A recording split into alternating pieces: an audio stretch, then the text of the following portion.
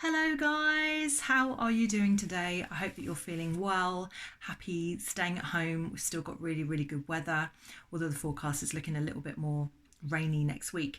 So today it's Saturday and I am honouring a particular day in history, which I always honour each year, but I thought I'd missed it this year because I somehow lost my diary last year, so I didn't get to transfer all of my dates.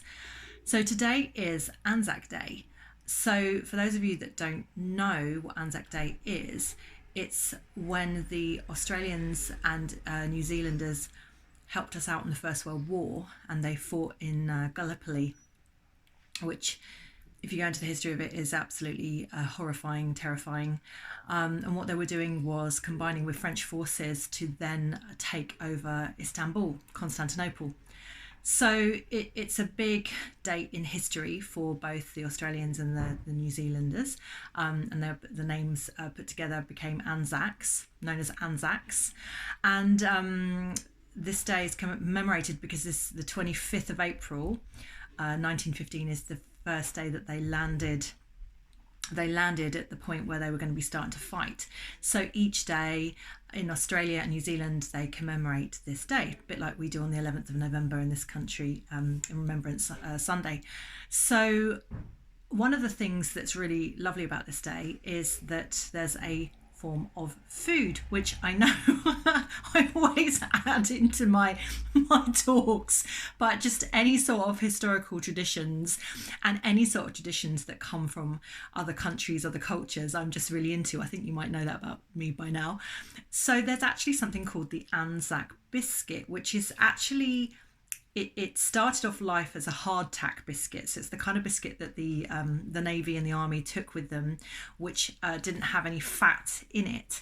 In fact, I used to work for the Imperial War Museum, so I actually did a recipe once making hardtack biscuits, and believe me, unless you dunk them in a cup of tea, you're going to break your teeth off. So these are a development of the hardtack biscuit, and I have made some especially for today. So not only are we going to be eating Anzac biscuits today in honour of all of those beautiful people, soldiers that helped us out in the First World War, I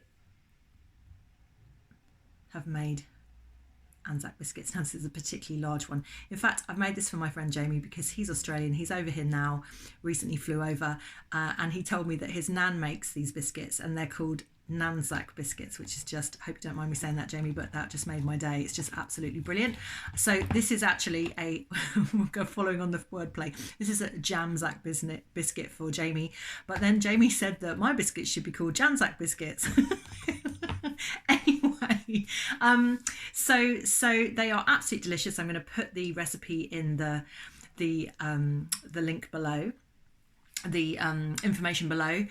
But very simple recipe of four things, including coconut, desiccated coconut. It's a bit like a flapjack recipe actually, but it has bicarb of soda.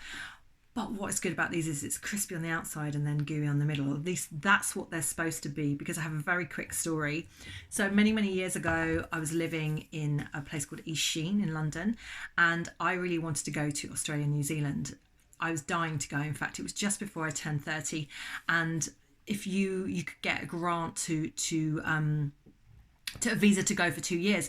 The thing is that at the time, if I remember rightly, you had to have a certain amount of money in your bank account, and I did not have that money in my bank account, therefore I wasn't able to go.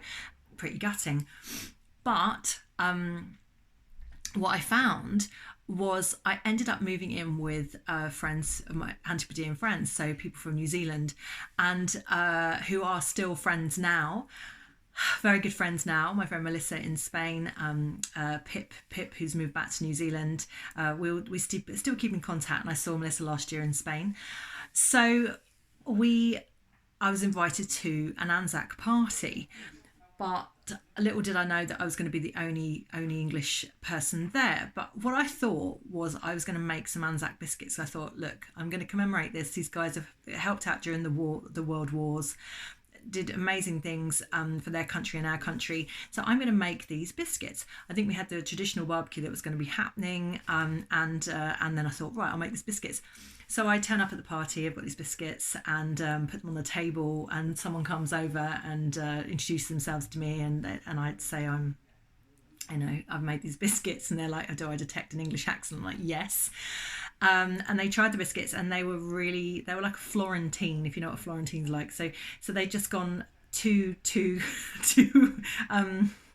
well, let's say they're supposed to be crispy on the outside and gooey on the inside, and these were just crispy. They were just crisp. So he took a bite of the biscuit, and I've had other people tell me lovely things about my cooking, but you could see on his face that this was not right. So as he walked away, he didn't ask who I'd come with. He actually shouted out to everybody, "Who bought the pom?" So needless to say, it was actually a bit embarrassing because I'd tried to fit in at a party. I tried to commemorate my friends. I was doing everything from the heart, but it wasn't met as kindly as I thought it would be. But there we go. Took it on the shoulders.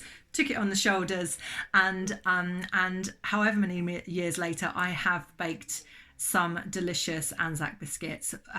Given a few to my flatmates today, and almost simultaneously they both went yum. So all good came from a potentially embarrassing situation. I would say don't take traditional food to a party of a particular culture that you're going to be spending time with, that they make probably every single day of their lives, and you just think it's going to be a nice thing to do. No, don't recommend doing that.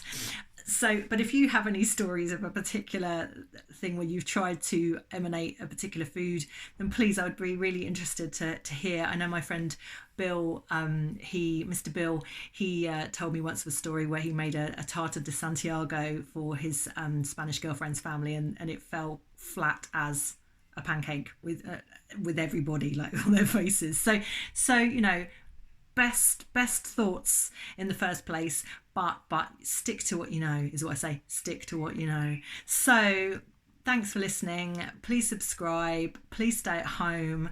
Have a lovely weekend. Enjoy the weather, and I'll speak to you soon. All right, take care. Bye.